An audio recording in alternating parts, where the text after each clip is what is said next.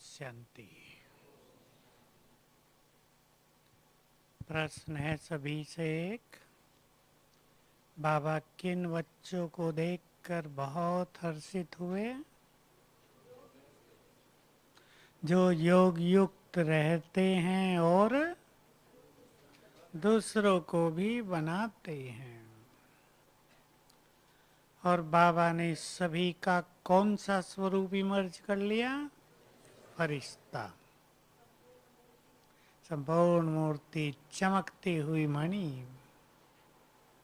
तो बाबा वर्तमान का साधारण स्वरूप नहीं देख रहे थे। तो हम सबको क्या करना है? हमें भी अपना ये साधारण स्वरूप नहीं देखना है, फरिश्ता स्वरूप ही देखना है। तो बहुत अच्छी ड्रिल की जरूरत रहती है। थोड़े से में चलते फिरते फरिश्ते किन्हें कहेंगे? बोलो। क्योंकि फरिश्ते एक है, देह छोड़ के बनेंगे, लेकिन हमें बनना है देह में रहते हुए। तो कैसा हमारा स्वरूप होगा जो देखने वाले हमें फरिश्ता देखेंगे? बोलो सीमा बहन। डबल लाइट होंगे, अर्थात अपने आत्मिक स्वरूप में भी होंगे और मन भी बहुत हल्का होगा। ऐसी स्थिति मानो मन पर कोई बोझ नहीं है। कैसे उतरे ये बोझ, इसकी हम चर्चा करेंगे। बोझ बहुतों के सिर पर है। बोझ होता है तो उड़ नहीं सकते हैं। दूसरा, हरगोविंद, देवहन से परे। ब्रह्मा बाबा के शब्दों में, मैं इस देह में ऐसे रहता हूँ मानो इसमें हूँ ही नहीं। सर्वोच्च स्थिति आत्माभिमानी की। और चले आगे, फरिश्ते माना न्यारे और प्यारे, संसार में रहते हुए न्यारे और प्यारे। हाँ विद्याधर, तुम्हारा नंबर अब। किसे फरिश्ता कहेंगे? जिसका देह से लगाव नहीं और किसी से कोई देहधारियों से रिश्ता नहीं। ये कहने तक है बात, या ये हो भी सकता है? सोचो। भगवान ने तो कह दिया, फरिश्ता माना किसी से कोई रिश्ता नहीं, केवल एक से रिश्ता। पर क्या ये प्रैक्टिकल में संभव है? बहनें उत्तर देंगी, माताएं। क्या ये संभव है या ये केवल एक डेफिनेशन है? बोलो। मुस्कुराने से काम नहीं चलेगा, उत्तर दो। संभव है, लेकिन तपस्या बहुत करनी होगी। बोलो। फरिश्ता माना किसे कहेंगे? ऊपर रहते हैं ना, उपराम और बंधनों से मुक्त, धरती के आकर्षण से मुक्त। माना ये जो देह है, मिट्टी, इसके आकर्षण से मुक्त, देहधारियों के आकर्षण से मुक्त, कर्मेंद्रियों के आकर्षणों से मुक्त। और चले आगे, किसे फरिश्ता कहेंगे? बाबा ही संसार है। हरीश, ये थोड़ी और बात। फरिश्ता व्यक्त भाव से परे। बहुत अच्छा। और कुछ? व्यर्थ से मुक्त। जोर से बोलो। उमंग उत्साह के पंख से उड़ने वाले। और कुछ भी रह गया अभी? योग युक्त, सबसे इंपॉर्टेंट बात। बुद्धि एक में सदा लगी हुई, जैसे यहां नहीं रहते तब तो यहाँ नहीं रहेंगे ना। बुद्धि सदा एक में लगी हुई। और बोलो, कुछ बातें रह गई हैं अभी। संपूर्ण पवित्रता, कोई इम्प्योरिटी का अंश नहीं, वो फरिश्ते होंगे। और एक चीज बहुत सुंदर,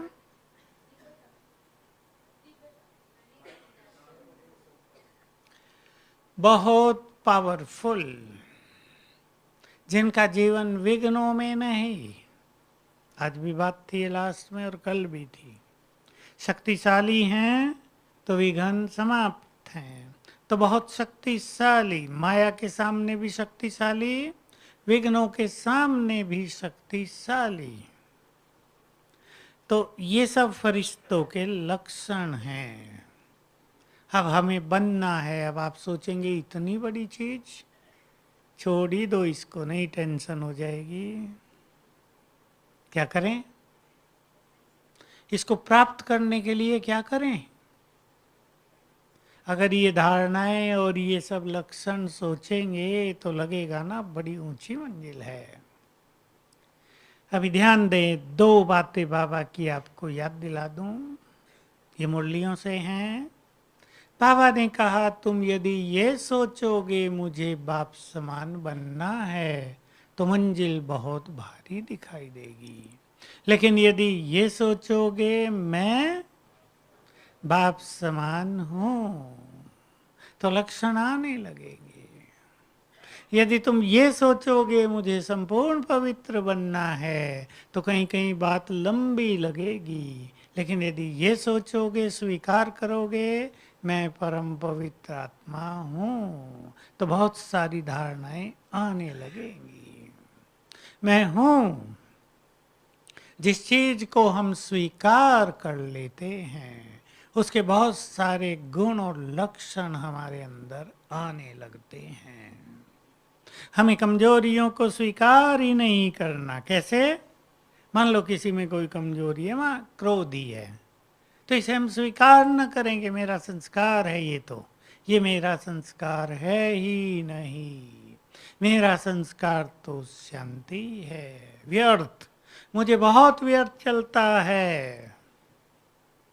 बहुत लोग बोलते हैं ना, इसका अर्थ हुआ स्वीकार कर रहे हैं। बहुत व्यर्थ चलता है, इसे बच नहीं सकते हम। स्वीकार न करें, व्यर्थ मेरा नहीं, व्यर्थ से मेरा कोई नाता नहीं। थोड़े दिन में चेंज होने लगेगी। इस सूक्ष्म साइकोलॉजी पर हम ध्यान दें। क्लियर है ना? तो मैं फरिश्ता हूं। अब इसमें हम प्रैक्टिस करें।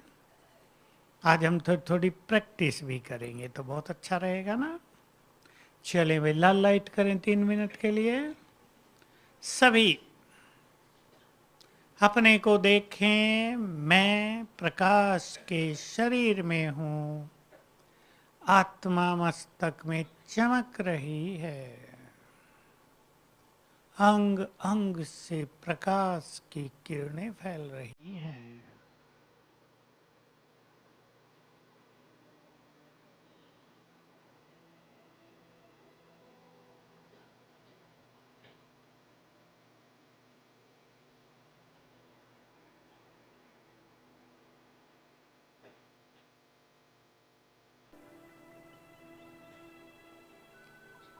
फील करें मैं ऊपर की ओर उठता हूं।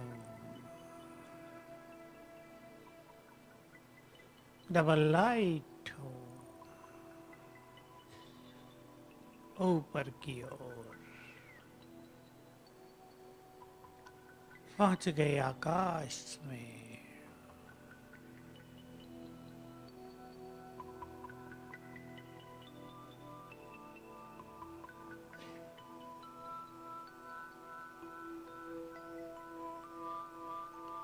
यहाँ से वापिस पुनः नीचे आता हूँ।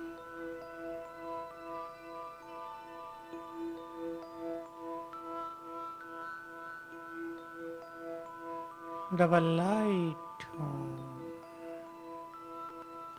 लाइट हाउस हूँ।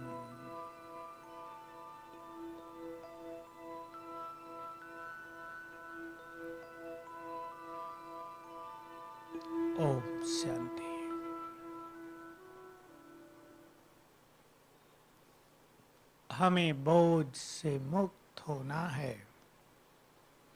पहले तो इच्छा होनी चाहिए बोझ से मुक्त होने की। किस किस चीज का बोझ होता है मनुष्य के मन पर, सिर पर? बोलो। पहले नहीं, वो अलग है। पास्ट की कोई घटना दबाव बनाए रखती है। आज किसी ने कुछ गलत व्यवहार कर दिया, उसका दबाव बना रहता है। बोलो, भाइयों के सिर पे कौन सा बोझ रहता है?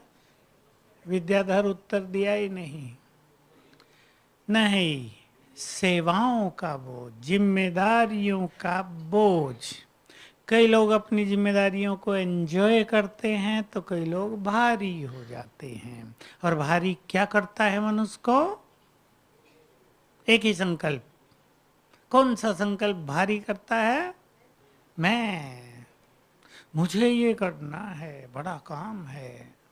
और अगर हम साथ ले लें बाबा का, या उसको समर्पित करके जिम्मेदारियों को निभाएं, तो जिम्मेदारियों को सहन करना, उन्हें उठाना हमारे लिए शक्ति देने वाला हो जाएगा।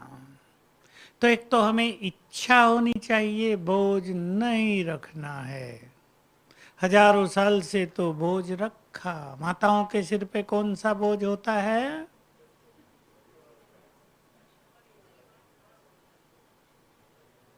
और बोलो। बच्चों को अपना बोझ नहीं रहता, वो सारा बोझ माता पे भी नहीं, दादी पे रख देते हैं। कौन कौन सी दादियां हैं जिन्होंने बहुत बोझ उठाया हुआ है? फिर वो लड़कियों के बच्चों का बोझ, लंबी चौड़ी वो होती है उनकी कल्पवृक्ष। कल्पवृक्ष है ना। अब ये बोझ उठाने की आदत है या सचमुच बोझ है? माताएं बोलेंगे, आप नहीं बोलो। आदत है या सचमुच बोझ है? ये आदत है। हल्का रखना एक संस्कार है मनुष्य का। बोझ तो बहुत सारे हैं, जितने चाहे ले लो। अब जितने परिवार में मेंबर बढ़ते हैं, उन सब का बोझ सिर पे रख के भारी हो जाओ, रात को सो भी नहीं। बच्चे खेल कूद कर रहे, आनंद मना रहे, और माता दुखी हो रही हैं, आया नहीं अब तक, कहाँ चला गया, कहीं खो तो नहीं गया। परेशान होने का संस्कार। संकल्प करें हमें हल्का रहना है, और जो बड़े बोझ हैं उनको बाबा को अर्पित कर देना है। ये बहुत ही सुंदर अनुभव है कि बोझ बाबा को देकर हल्के रहें। बहुत लोग परेशान होते हैं। अभी भी शाम को हमारे साथी के पास एक युवक का फोन आया। मैंने पूछा, कब से ज्ञान में हो? समस्या थी उसकी कुछ। 5 साल से हूँ, पर आजकल मैंने जाना छोड़ दिया है। मैंने कहा, क्यों?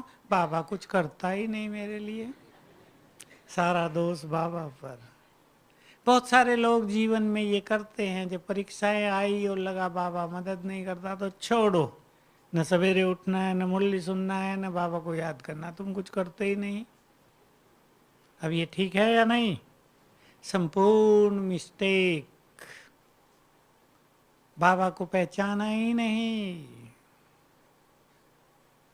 उसकी कार्य करने की गति को समझा ही नहीं है।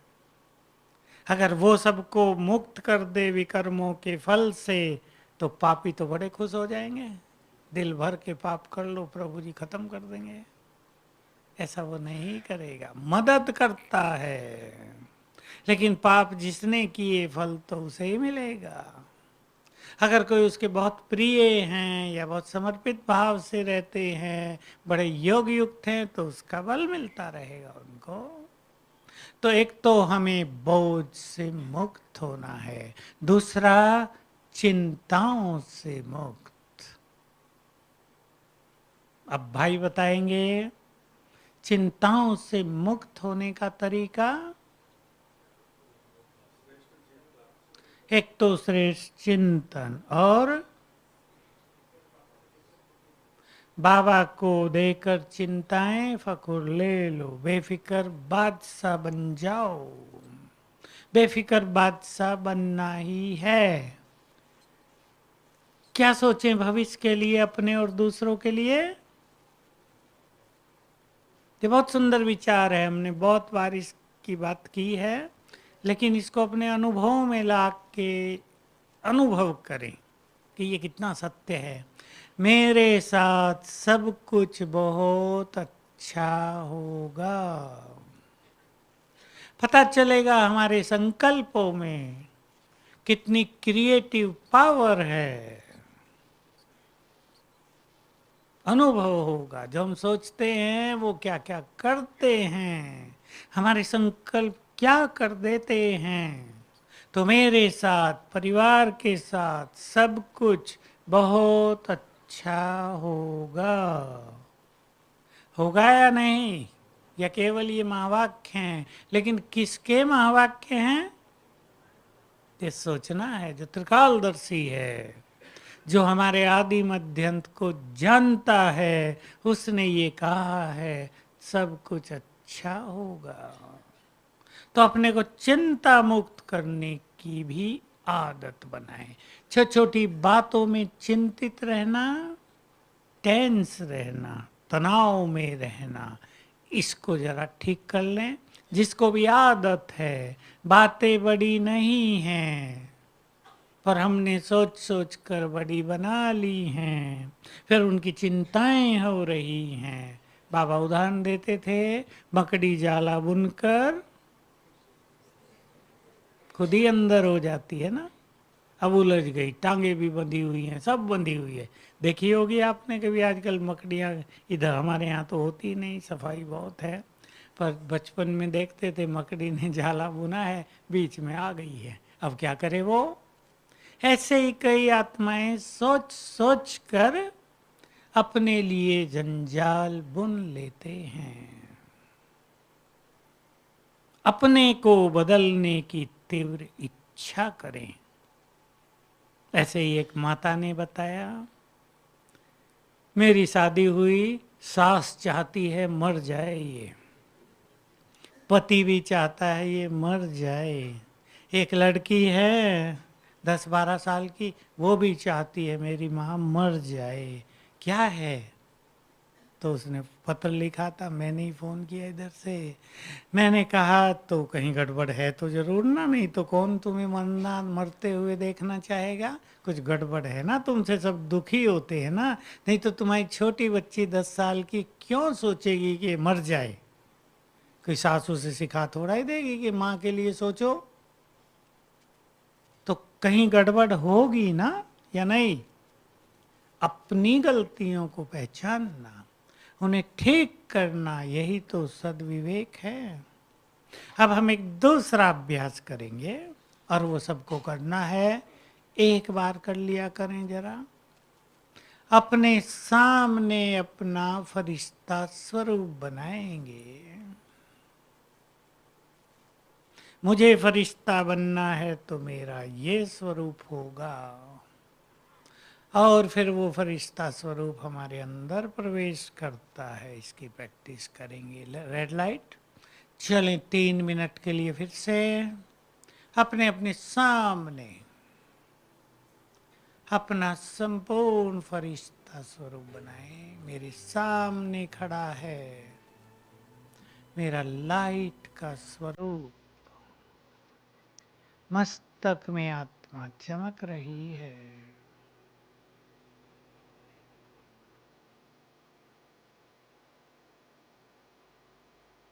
धरती से ऊपर मैं पवित्रता का फरिश्ता हूँ।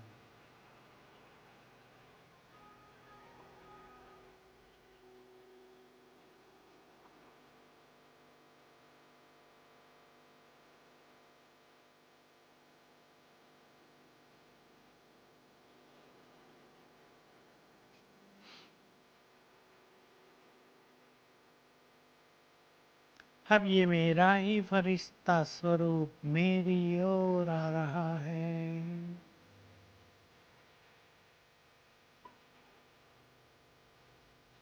मुझ में समा गया।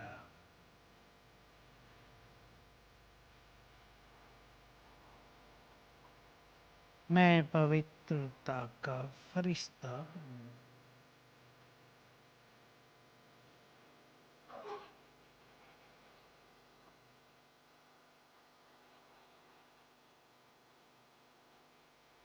Double light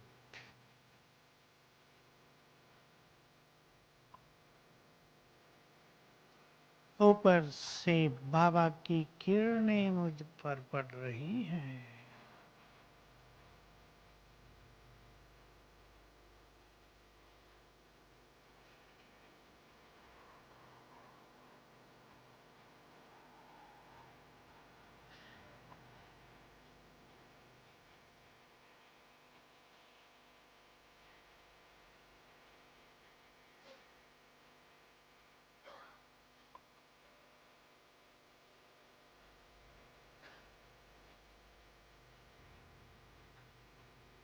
Om Shanti.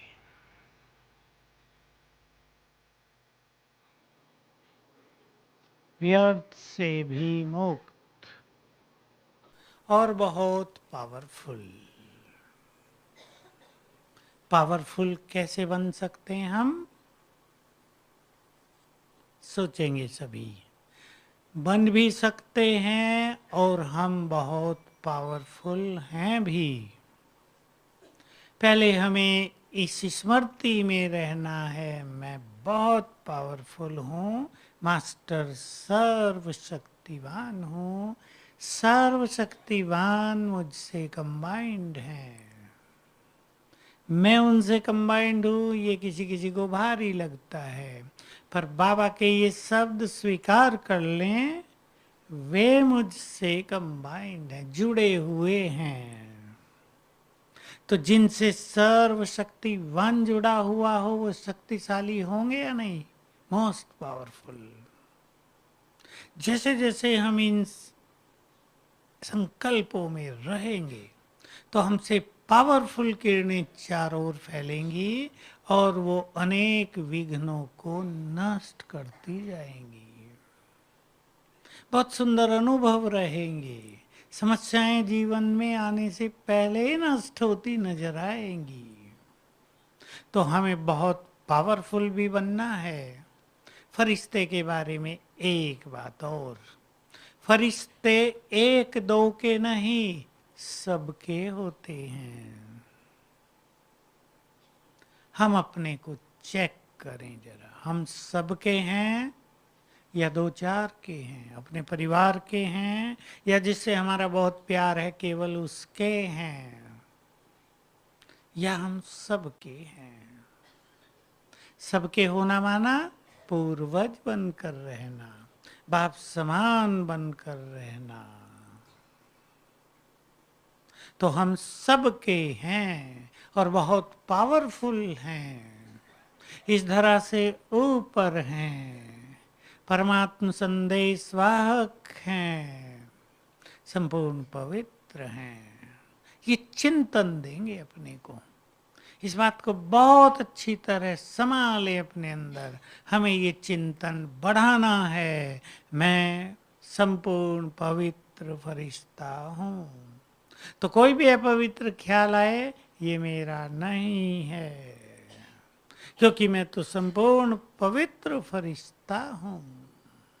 तो बहुत अच्छी स्थिति बनती रहेगी और अपनी पवित्रता की स्थिति को बढ़ाते रहने के लिए बहुत अच्छा योग युक्त होकर रहना है। कई लोग पूछते हैं पवित्रता नहीं बढ़ती, किसी के संस्कार बहुत निगेटिव रहे हैं इस जन्म में, किसी के पूर्व जन्मों में बहुत खराब रहे हैं, उनको प्योरिटी का मार्ग कठिन प्रतीत होता है।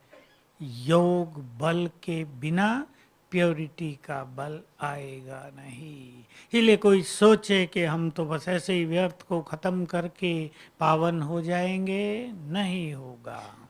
बहुत अच्छा योग बल हमें पवित्र बनने की शक्ति देता है। हमारे अपवित्र संस्कार, अपवित्र विचार स्वतः ही नष्ट होते रहते हैं, कर्मेंद्रियां शीतल होती रहती हैं। तो हमें बाबा जैसा फरिश्ता बनना है। प्रैक्टिस बहुत इंपॉर्टेंट चीज है। प्रैक्टिस। अब एक तीसरी प्रैक्टिस जो बहुत सुंदर है, और यहाँ क्लास में हम उसकी बहुत चर्चा करते रहे हैं और वो सब जानते हैं उसे, सूक्ष्म लोक में चलना। अब हम चलेंगे और वहीं ये प्रैक्टिस करेंगे। Red light.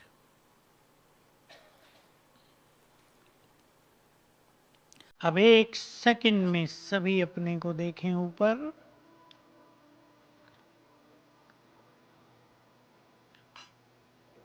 आकाश के ऊपर सूक्ष्म लोक में।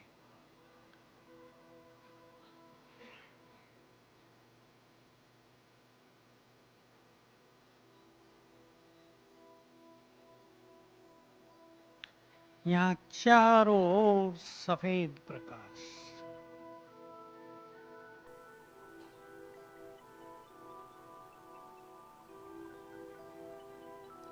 सामने बाप दादा बहुत क्लियर देखेंगे। ब्रह्मा बाबा बहुत तेजस्वी फरिश्ता और मस्तक में महाज्योति।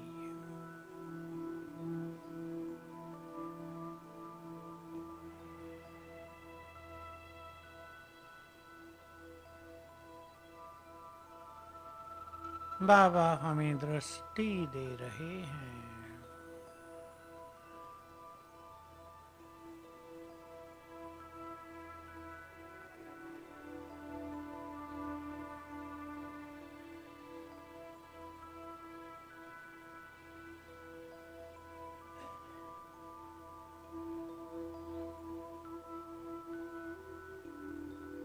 अपने को भी देखें यहाँ।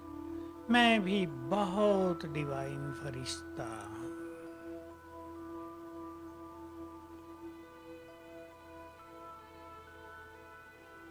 सामने बाप दादा।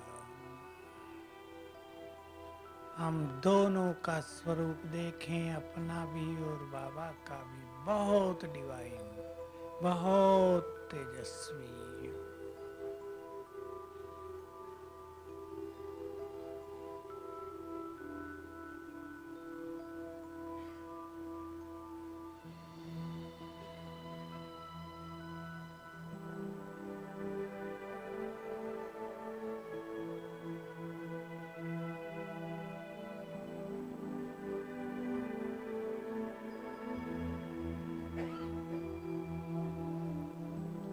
ओम शांति।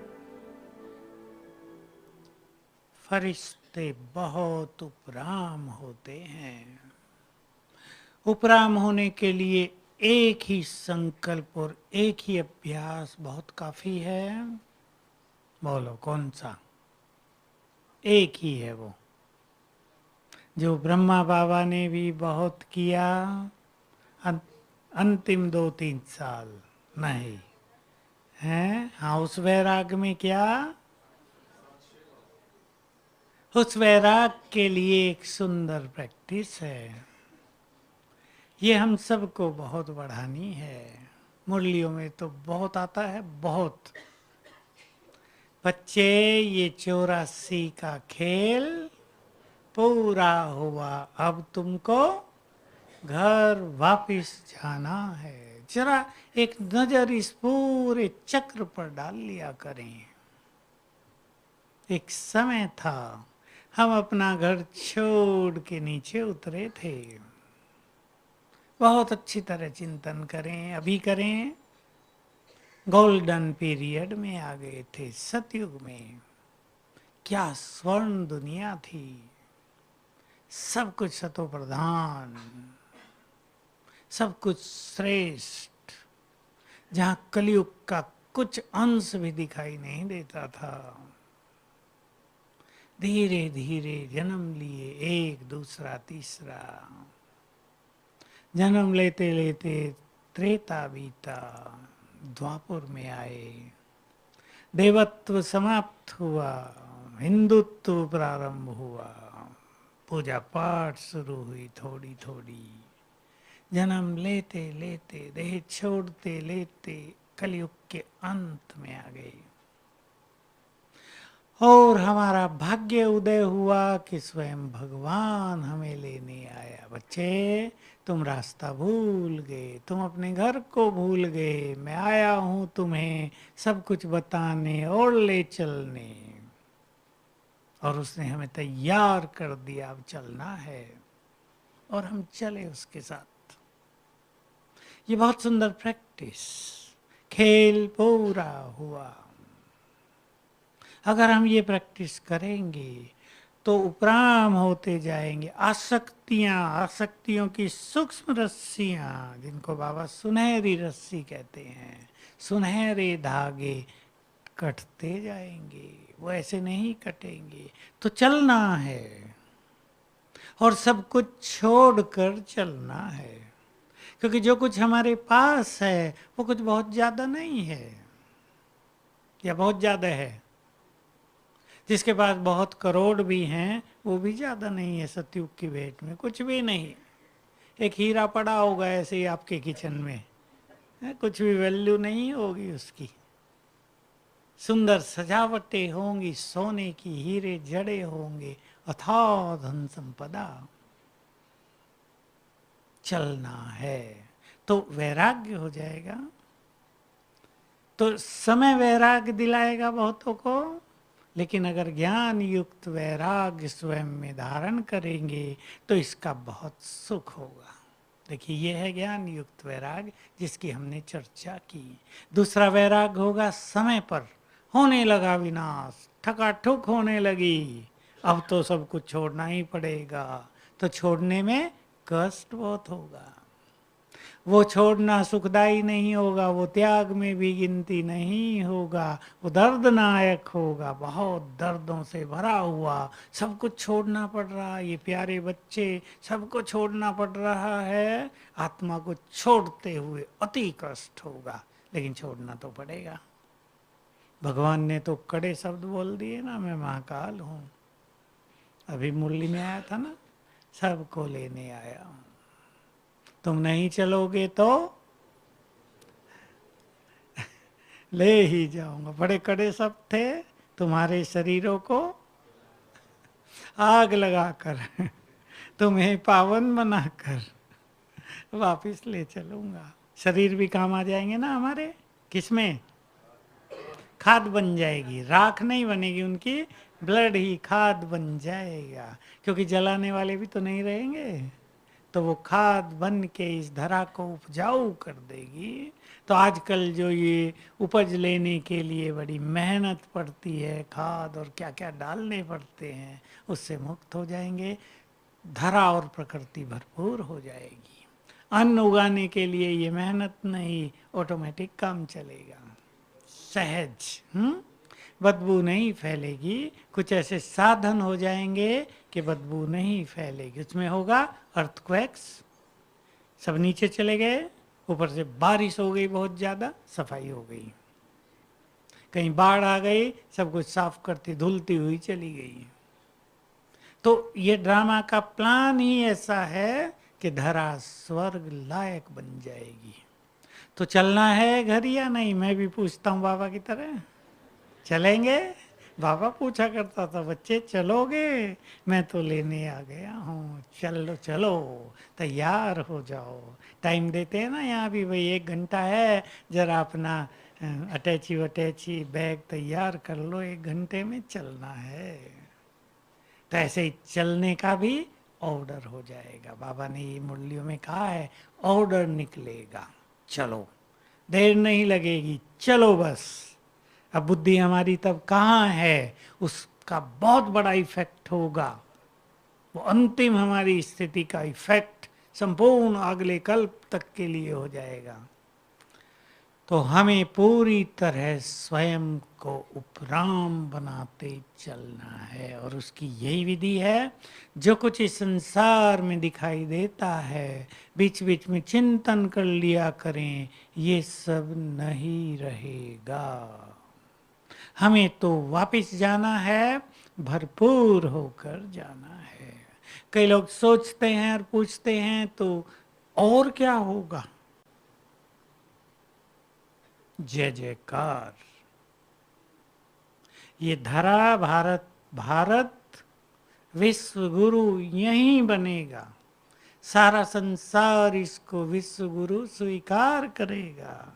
यहाँ से ही शांति के न केवल संदेश, शांति के वाइब्रेशंस चारों ओर फैलेंगे। और आबू और शांतिवन क्या बन जाएगा? महान तीर्थ, जहां आकर ही लोग आनंदित होंगे, जहां आकर महसूस करेंगे प्रभु मिलन हो गया है, टेंशन समाप्त हो गई है, चित्त शीतल हो गया है। तो आने वाले दिन भी बहुत सुंदर होंगे, हमारे लिए बहुत सुंदर। लेकिन किन के लिए सुंदर? किन के लिए? जिन्होंने प्राप्तियों से स्वयं को भरपूर कर लिया होगा, जो पश्चाताप में नहीं रहेंगे, जिनका चित्त अंदर से संतोष भरी आवाज देगा, भगवान आए धरती पर, हमने उसे पहचाना और उससे सब कुछ प्राप्त कर लिया। सोच लो अच्छी तरह, अंदर से आवाज होगी, सब कुछ मिल गया। बाबा देने आया था, हम लेने आए थे। उसने सब कुछ दिया, हमने सब कुछ लिया। ये आवाज होगी, क्योंकि बाबा ने बहुत सुंदर बात कही है, आने वाले समय में सेवा उन आत्माओं के द्वारा होगी जिन्होंने अपने को सर्व खजानों से भरपूर किया होगा। जो पिछली बार भी बाबा मालाएं देख रहे थे ना गले में, जैसे परसों फरिश्ता स्वरूप देख रहे थे हम सबका, बाबा इमर्ज कर लेता है ना अपनी शक्तियों से। बाबा ने बोला भी है, वो इमर्ज कर, शरीर भले ही कैसे भी साथ नहीं दे रहा था, लेकिन बाबा सबका वो स्वरूप देख रहे थे। पिछली बार मालाएं देख रहे थे, दुआओं की मालाएं जिन्होंने जितनी भारी पहनी होंगी, लंबी चौड़ी, उनका एक एक बोल दूसरों को दुआएं देगा। वरदानों की माला जिन्होंने पहनी होगी, उनके मुख का एक एक बोल, एक एक संकल्प दूसरों को वरदान देगा। जिन्होंने ज्ञान रत्नों की माला बहुत बड़ी पहनी होगी, वो अपने को भरपूर अनुभव करेंगे, क्योंकि ज्ञान रत्नों का प्रयोग करके वो हर चीज में स्वयं को जल्दी शांत, संतुष्ट, निर्विघ्न कर लेंगे। तो आने वाले दिन उन सब के लिए होंगे जिन्होंने स्वयं को सर्व खजानों से भरपूर किया है। सब चिंतन करेंगे। फरिश्ते माना तृप्त आत्मा, संतुष्ट आत्मा। फरिश्ते इधर उधर प्यासी नजरों से नहीं देखेंगे। फरिश्ते मान की इच्छा रख रहे हों, कैसा लगेगा? मुझे बहुत मान चाहिए, मिलता नहीं है। कोई फरिश्ता आके कहे, तुम लोग पूछते ही नहीं, मैं फरिश्ता हूँ, मान देना चाहिए मुझे। सब हंसेंगे ना, तुम फरिश्ते कैसे हो जो मान मांग रहे हो? तो मांगने वाले फरिश्ते नहीं बनेंगे, तृप्त आत्माएं, भरपूर आत्माएं फरिश्ते बन जाएंगी। तो खूब अच्छी प्रैक्टिस करें जरा, ये प्रैक्टिस का विषय है। और 10-10 मिनट बैठकर 3-4 बार सारे दिन में, सवेरे शाम, बीच में भी 2 बार हो जाए, ताकि निरंतरता बनी रहे। उससे हमें बहुत फायदा होता है। चलें अब हम लास्ट प्रैक्टिस करेंगे। फरिश्ते स्वरूप में स्थित होकर बाबा से पवित्र किरणें लेकर संपूर्ण प्रकृति को देना। एक सेकंड में स्थित हो जाएं। मैं फरिश्ता, पवित्रता का फरिश्ता, धरा से ऊपर,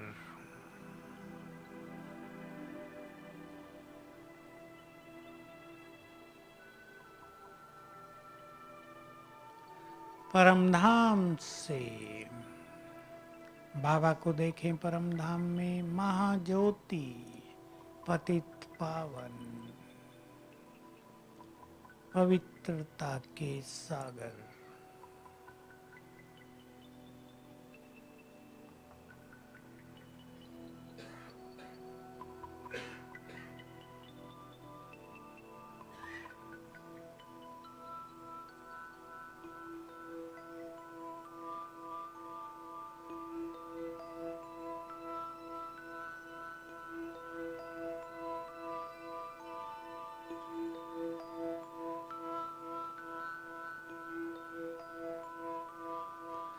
बाबा की पवित्र किरणें मुझ में समा रही हैं।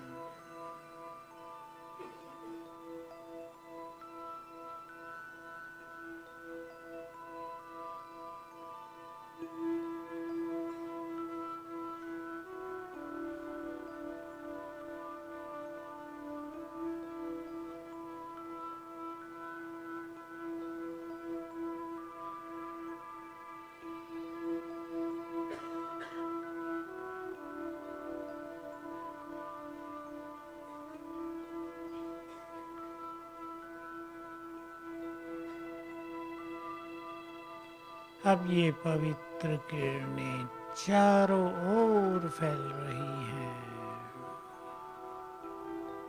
प्रकृति के पांचों तत्व इन्हें ग्रहण कर रहे हैं।